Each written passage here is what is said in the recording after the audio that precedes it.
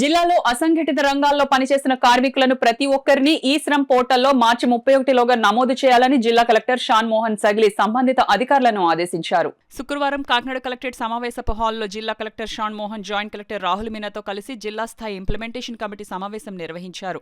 ఈ సమావేశానికి video conference ద్వారా క్షేత్రస్థాయి అధికారులు, పురపాలక సంఘాల కమిషనర్లు, ఎంపీడీఓలు వీడియో కాన్ఫరెన్స్ ద్వారా హాజరయ్యారు. అసంఘటిత కార్మికులను ఈ శ్రమ్ పోర్టల్ నందు నమోదు ప్రక్రియపై జిల్లా కలెక్టర్ అధికారులకు క్షేత్రస్థాయి సిబ్బందికి దిశానిర్దేశం చేశారు.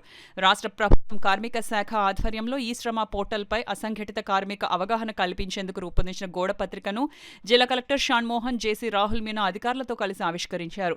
ఈ సందర్భంగా జిల్లా కలెక్టర్ షాన్ మోహన్ మాట్లాడుతూ జిల్లాలో 6 లక్షలకు పైగా అసంఘటిత రంగంలో కార్మికులుగా పనిచేస్తున్నారన్నారు. వారికి సామాజిక భద్రతతో పాటు వివిధ సంక్షేమ పథకాలను అందించేందుకు వారందరినీ ఈ శ్రమ్ పోర్టల్ నందు నమోదు చేయవలసి ఉందని ఆయన తెలిపారు. ఈ పథకంలో చేరేందుకు 16 నుండి 59 సంవత్సరాలలోపు వయస్సు ఉండాలని, ఆదాయపు పన్ను చెల్లించని వారు, ఎంప్లాయీస్ ప్రావిడెంట్ ఫండ్ మరియు ఎంప్లాయీస్ స్టేట్ ఇన్సూరెన్స్ సదుపాయం లేని వారు అర్హులన్నారు.